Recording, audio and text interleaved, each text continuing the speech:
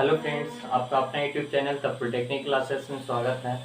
तो हम लोगों ने डैश में डेटा एक्विजिशन सिस्टम में हम लोगों ने डेटा एक्विजिशन सिस्टम के टाइप देखे, जो कि क्या था, एनालॉग डेटा एक्विजिशन सिस्टम और डिजिटल डेटा एक्विजिशन सिस्टम।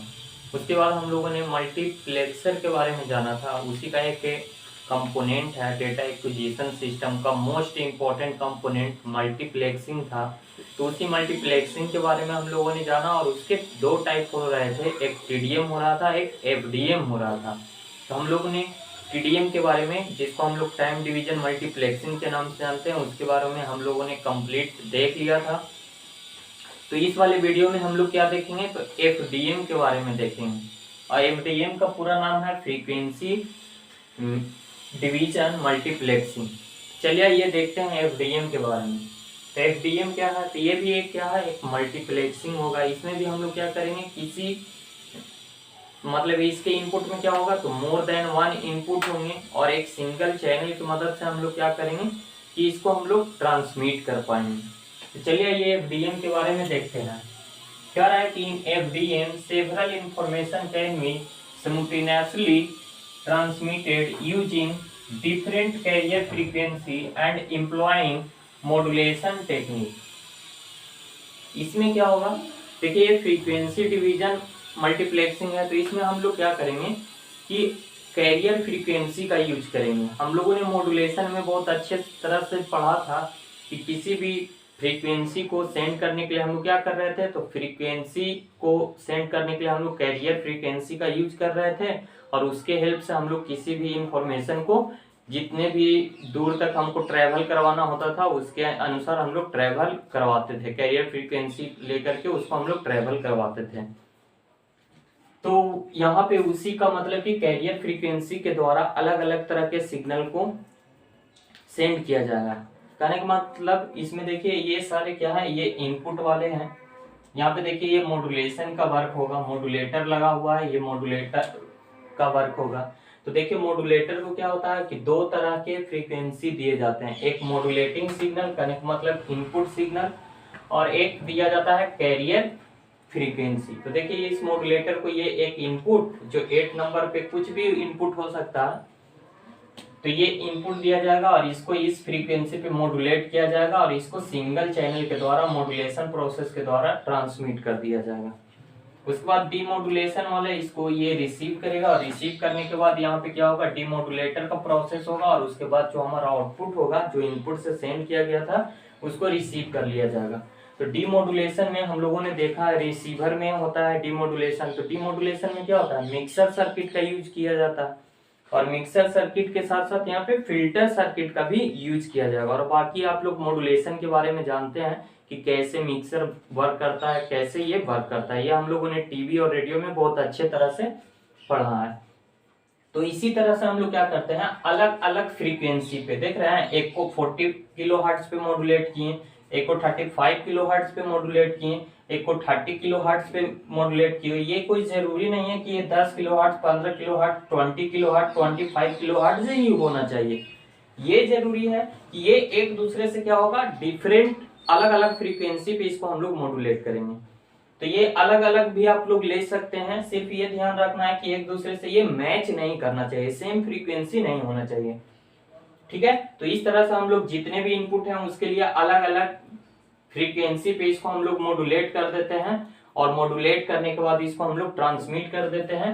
देखिए टेलीमेट्री सिस्टम क्या होता है, तो टेलीमेट्री सिस्टम जिसमें भी, टेलीमेट्री मींस क्या होता है, टेली मींस क्या हो गया, दूरी, मतलब कि जिसमें हम लोग दूरी का इस्तेमाल, मतलब कि एक स्थान से दूसरे स्थान सेंड करें या रिसीव करें, मतलब टेलीकम्युनिकेशन वाला जिस भी इंडस्ट्री में बनता है उसको हम लोग टेलीमेट्री इंडस्ट्री कहते हैं। मतलब जिसके अंतर्गत टेलीकम्युनिकेशन से रिलेटेड आता है उसको हम लोग कहते हैं टेलीमेट्री इंडस्ट्री कहते हैं। तो उसी के अनुसार यहाँ पे क्या हो गया, टेलीमेट्री ट्रांसमीटर हो गया और ये टेलीमेट्री रिसीवर हो गया, ठीक है। ट्रांसमीटर है तो जाहिर सी बात है यहाँ पे कौन सा वर्क होगा, तो मॉड्यूलेशन का वर्क होगा, और ये रिसीवर है तो यहाँ पे कौन सा वर्क होगा, तो डीमॉड्यूलेशन का वर्क होगा। अब मॉड्यूलेशन का वर्क कहाँ होता है, तो मॉड्यूलेटर में होता है। यहाँ पे ये दिया हुआ है, ये दर्शाया हुआ है कि यहाँ पे मॉड्यूलेशन इस वाले सेक्शन में क्या हो रहा है, तो मेनली रूप से मॉड्यूलेशन का वर्क हो रहा है। और इस वाले सेक्शन में मेनली रूप से किसका वर्क हो रहा है, तो डीमोडुलेशन का वर्क हो रहा है। ठीक है, हम लोग जानते हैं कि ट्रांसमीटर में मॉड्यूलेशन का वर्क होता है और किसके हेल्प से होता है, तो मॉड्यूलेटर के हेल्प से होता है। तो देखिए यहाँ पे अलग अलग मॉड्यूलेटर हैं, ये सारे बॉक्स किसको इंडिकेट कर रहे हैं, तो मॉड्यूलेटर को इंडिकेट कर रहे हैं। यहाँ पे अलग अलग क्यों है, क्योंकि हमको अलग अलग इनपुट को भेजना है, तो अलग अलग फ्रीक्वेंसी पे इसको ट्रांसमिट करना है, अलग अलग फ्रीक्वेंसी पे इसको मॉड्यूलेशन प्रोसेस करना पड़ेगा। तो देख रहे हैं यहाँ पे कैरियर फ्रीक्वेंसी सबका अलग अलग है और अलग अलग मॉड्यूलेटर है, इसके द्वारा ये इनपुट इसको मिलेगा और इसमें से एट ए टाइम किसी एक इनपुट को ही यहाँ पे ट्रांसमिट किया जाएगा और ट्रांसमिट करने के बाद जिस वाले ट्रांसमीटर से ये ट्रांसमिट कर दिया जाएगा, मान लीजिए 4 नंबर से ये ट्रांसमिट किया गया तो आउटपुट में हमको 4 नंबर रिसीवर पे इसका आउटपुट मिल जाएगा। समझ रहे हैं ना, एक एक करके एक दूसरे से ये कनेक्टेड होंगे, सिमुल्टेनियसली कनेक्टेड होंगे ट्रांसमीटर टू रिसीवर। कनेक्ट मतलब अगर 5 नंबर ट्रांसमीटर से सेंड किया जा रहा है इनपुट, तो ये 5 नंबर रिसीवर पे ही इसका आउटपुट मिल पाएगा। तो चैनल यहाँ पे एक ही है और इस तरह से इतने सारे ट्रांसमीटर इतने सारे रिसीवर से कनेक्ट हो रहा है। तो देखिए यहाँ पे हमारा इनपुट तो बहुत सारा है, पर एट ए टाइम किसी एक का ही हम लोग सेंड कर रहे हैं और इस समय हमको आउटपुट एक का ही मिलेगा, चाहे वो जो भी हो सकता है, कोई भी हो सकता है। 4 से सेंड करेंगे तो 4 पे मिलेगा, 5 से सेंड करेंगे तो 5 पे मिलेगा। ठीक है, तो इस तरह से हम लोगों ने इस फिगर के बारे में जाना कि ये किस तरह से वर्क कर रहा है। तो इसको हम लोग किसके लिए यूज करते हैं, तो एएम के लिए यूज करते हैं। कहने का मतलब एम्पलीट्यूड मॉड्यूलेशन, ये एफडीएम सिस्टम है, एम्पलीट्यूड मॉड्यूलेशन एफडीएम सिस्टम है। कहने का मतलब एम्पलीट्यूड मॉड्यूलेशन क्या होता है ये आप लोग अच्छे से समझते हैं।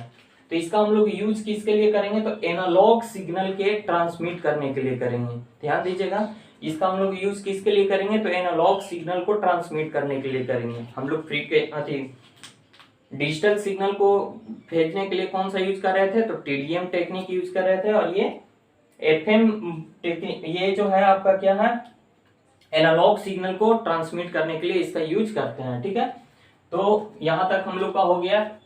चलिए आइए अब और देखते हैं। In FDM specific frequency band is used modulation, modulation technique का यूज किया जाता है स्पेसिफिक बैंड के लिए, अलग अलग के लिए। देखिए स्पेसिफिक बैंड है, इसके लिए 40 किलोहर्ट्ज, इसका 35 kilohertz of the frequency by a signal to be measured with the suitable magnitude of carrier frequency. अलग अलग के लिए सुटेबल जितना हमको रिक्वायर्ड है उसके अनुसार इसका कैरियर फ्रीक्वेंसी को सिलेक्ट किया जाता है। ठीक है, उसके बाद सेवरल डेटा में बी सिमुल्टेनियसली ट्रांसमिटेड ओवर ए कॉमन कम्युनिकेशन चैनल, और उसके बाद हम लोग एक से अधिक इनपुट को, डेटा को एक कॉमन चैनल के थ्रू इसको सेंड कर सकते हैं।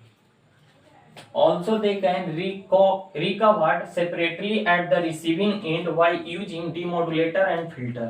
और उसके बाद क्या करते हैं, तो जहाँ पे रिसीविंग एंड है, कनेक्ट मतलब रिसीवर जो है, वहां पे क्या किया जाता है, तो डिमोडुलेशन प्रोसेस के द्वारा और फिल्टर सर्किट के द्वारा इससे हमको आउटपुट, जो रिक्वायर्ड आउटपुट है जो यहाँ से भेजा गया है, उसको हम लोग रिसीव कर पाते हैं। ये फिगर दिखा रहा है एएम एफडीएम का, ये फिगर के बारे में हम लोगों ने जाना। अब यहाँ पे देखिए मेनली रूप से 2 पॉइंट्स हैं, इसको आप लोग ध्यान में रखिएगा। एक क्या होता है, तो टिपिकल टेलीमेट्री कैरियर फ्रीक्वेंसी, एक टिपिकली फ्रीक्वेंसी लिया जाए, कैरियर फ्रीक्वेंसी लिया जाए, तो वो क्या होता है, तो उसको हम लोग 230 मेगाहर्ट्ज में लेते हैं। ये एक टिपिकल फ्रीक्वेंसी है, ये ऑब्जेक्टिव के टर्म में आपको आ सकता है, तो इसको ध्यान रखिएगा। और इसका बैंडविड्थ कितना हो सकता है, तो बैंडविड्थ लगभग 320 किलो हर्ट्ज हो सकता है। तो इस तरह से हम लोगों ने एफडीएम के बारे में जाना। तो इससे रिलेटेड अगर कोई प्रॉब्लम है तो आप लोग कमेंट सेक्शन में बता सकते हैं। आप लोगों को ये वीडियो कैसा लगा ये जरूर बताएं और आप लोग बने रहिए द पॉलिटेक्निक क्लासेस पे। तो देखिए मैं फिर से आप लोगों को बताने जा रहा हूँ कि हो सकता है क्या ऐसा होने वाला है, क्योंकि मैं अभी अवेलेबल नहीं हूँ, मैं कहीं बाहर जा रहा हूँ किसी पर्सनल काम से, तो इसलिए अभी वीडियो आने में आप लोगों को देर होगा। तो आप लोग को मैंने इसके पहले एक इम्पोर्टेंट इन्फॉर्मेशन में मैंने बताया है कि कैसे क्या हर एक सब्जेक्ट का पढ़ना है। उस वीडियो का लिंक जिन्होंने नहीं देखा है इसके डिस्क्रिप्शन में ऐड किया हुआ है, तो उस वाले वीडियो को जरूर देखें और उसके अनुसार अभी से ही आप लोग पढ़ते रहिए। और जैसा भी अपडेट होगा इसी यूट्यूब चैनल पे आपको मिलेगा सारा जानकारी, और आपको इधर उधर किसी के बातों में नहीं आना है, और जो भी हो आपको इन्फॉर्मेशन इस यूट्यूब चैनल के थ्रू आपको देते रहेंगे। तो किसी तरह का प्रॉब्लम हो तो आप लोग ग्रुप में या फिर मैसेज करके पूछ सकते हैं। और नेक्स्ट अपडेट के लिए बने रहिए the polytechnic classes YouTube channel पे। तो हम लोग मिलते हैं नेक्स्ट वीडियो में नेक्स्ट अपडेट के साथ।